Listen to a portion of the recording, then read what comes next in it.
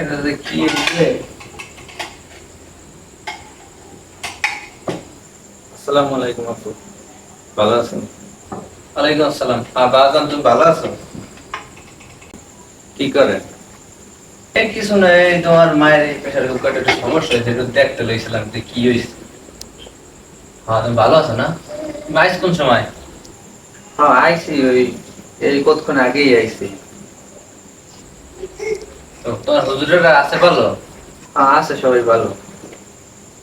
তোমাদের সাথে কয়দিনের ছুটি দিতেছে? ছুটি বেশি নাই, এই অল্প কয়দিনের।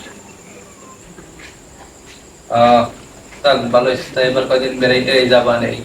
বোর্ডিং এ খাও কি খাও না কি হলো? হ্যাঁ, যাক ভালোই হয়েছে। এখন এদিকে আও, তোমার লগে কথা আছে।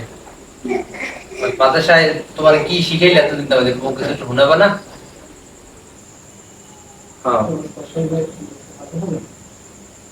না এই এই কই ওইনি খারাই কবা।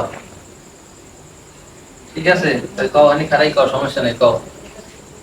আর তুমি ওই যে তোমার মাদ্রাসার হুজুরেরা অনেক বক্তব্য শিখাইছে না ভালো মতো? হ্যাঁ, অনেক কিছুই তো শিখাইছে। এটা ওয়াজ করে দাও। কমু, ঠিক আছে। أعوذ بالله من الشيطان الرجيم بسم الله الرحمن الرحيم نحمده ونصلي على رسوله الكريم أما بعد ওরে আল্লাহ, তুই কি ওয়াজ করলি?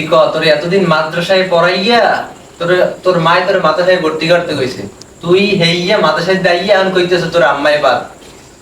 তোর মায়ে তোর মায়েরই তোর মা এত কষ্ট করে মাদ্রাসায় পড়াইছে, তোর মায়েরই যদি তুই বাদ দিয়ে যা, তোর বাপের হরবি কি? আয় ওই হারামটা, তোর বাপের তুই কি করবি? ছেলে মেয়েদের মাদ্রাসায় পড়ানোর পাশাপাশি নিজেকেও ইসলামিক জ্ঞান সম্পর্কে ধারণা নেওয়া দরকার।